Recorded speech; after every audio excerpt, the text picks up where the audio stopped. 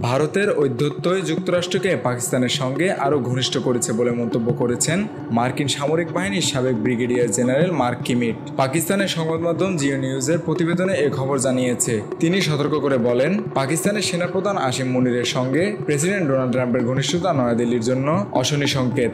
মূলত পাকিস্তান ও ভারতের মধ্যে সাম্প্রতিক সংঘাতের সময় তিনি দুই দেশের মধ্যে পারমাণবিক যুদ্ধ ঠেকিয়েছেন বলে ট্রাম্প বারবার দাবি করার পরেই মোদি ও ট্রাম্পের সম্পর্কে টানাপোড়েন তৈরি হয়। অবশ্য ভারত দাবি করে আসছিল যুদ্ধবিরতি তাদের নিজেদের মধ্যে সরাসরি সমঝোতার ফল।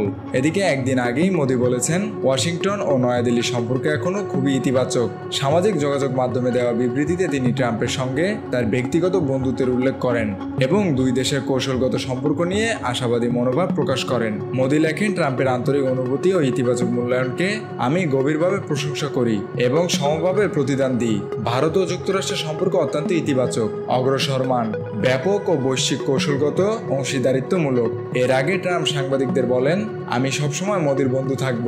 ভারত ও যুক্তরাষ্ট্রের বিশেষ সম্পর্ক রয়েছে, চিন্তার কিছু নেই। তিনি নিজের আগের মন্তব্যকেও এ সময় তেমন গুরুত্ব দেননি, যেখানে তিনি বলেছিলেন ভারতকে হয়তো চীনের কাছে হারাতে পারেন তিনি। মেহেদী হাসান বাপ্পি, খুলনা চিত্র।